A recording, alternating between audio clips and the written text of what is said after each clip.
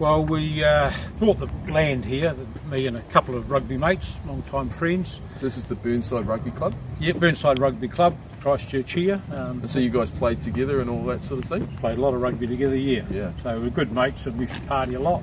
Yeah. We used to actually talk about having a place where we could party and not have to, get taxis and things like that. And this land came up in 2002. It was a 4-hectare block and had the potential for rezoning for residential later, and we three got together and decided we'd build that house we used to talk about.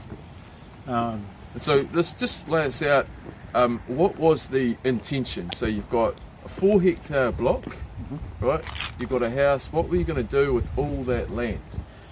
Well, if we retained it, that would be good, but if they got residential rezoning, there was a deal where we'd give up 3.2 hectares of that, and consideration for our lane being formed into a full vested legal road with services, so we could subdivide our remaining smaller blocks. So let's just stop bar with the audience at the moment. This is the lane that is at the centre of the dispute, correct? Correct, yes.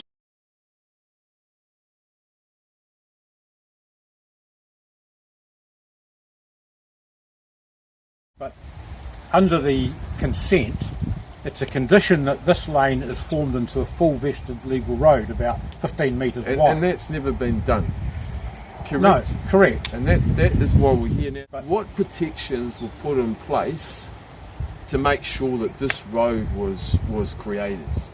Well, there was a covenant over all of the land and the whole of the consent. Yeah.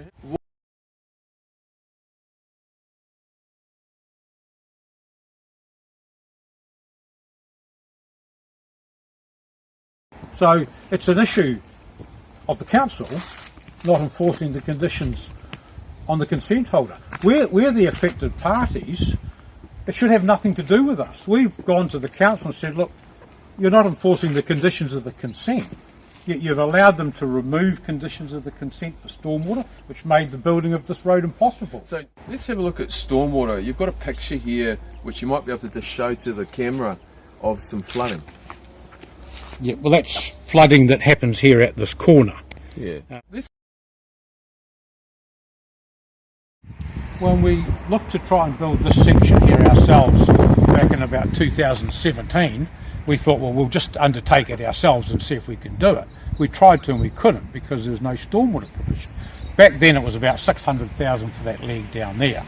It may be now up to over $1 million and maybe $1.5 million or something to build that leg.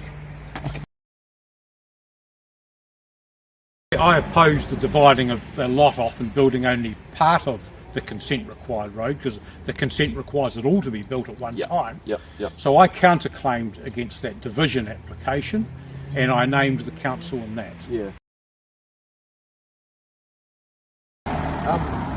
But what I really want to ask and what the audience to know is, what could resolve this tomorrow? Well, if the council enforced the conditions of the consent to build the road as the consent requires, most of it's gone. Then we can get on with our lives.